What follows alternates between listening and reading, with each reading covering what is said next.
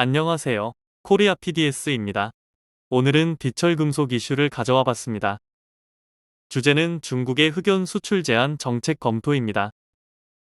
중국 정부가 8월 1일부터 반도체 재료인 갈륨 및 게르마늄 수출 규제를 시작한 후 두 번째로 첨단 산업과 관련된 원자재의 직접 수출 제한 정책을 공표했습니다.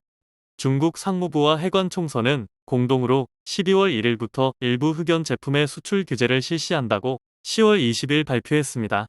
중국 정부가 설명한 수출 규제의 이유는 갈륨 및 게르마늄과 마찬가지인 국가 안보 및 이익의 보호입니다. 수출 통제 대상은 고순도, 고강도, 고밀도, 인조 흑연 재료 및 그 제품과 천연 평상 흑연 및 그 제품, 예를 들어 구상 흑연 등으로 전기차 배터리 재료로 사용됩니다. 12월 1일부터 해당 제품은 당국의 허가 없이는 수출이 금지됩니다. 2018년 미중 무역 전쟁이 본격화된 이후 중국 정부는 다양한 대응 조치를 취했으나 첨단 산업과 관련된 원자재의 해외 공급 제한을 카드로 꺼내지는 않았습니다. 그러나 2023년 8월 1일 갈륨 및 게르마늄의 수출 규제를 시작하며 정책 노선의 변화 가능성을 내비쳤고, 이번 흑연 수출 규제 발표를 통해 첨단 산업과 연관된 원자재의 수출 규제를 무역 정책으로 사용하겠다는 뜻을 분명히 했습니다.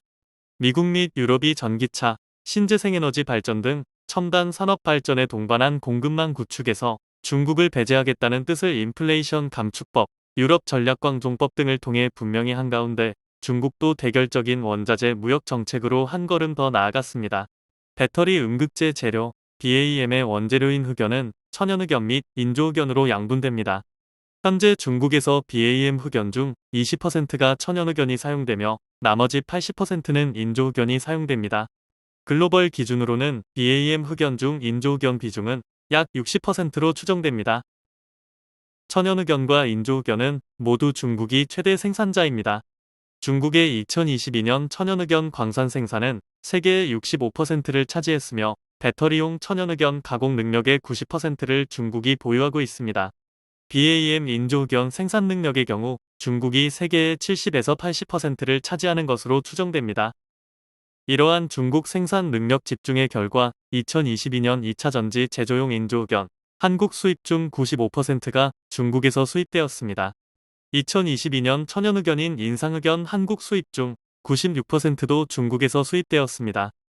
중국 정부가 배터리용 인조흑연 및 천연흑연을 모두 수출허가 품목으로 규제한 가운데 향후 중국 정부가 수출을 타이트하게 제한할 경우 현재 대안이 부재한 것을 고려할 때 배터리 시장의 공급망 불안이 커질 것으로 보입니다.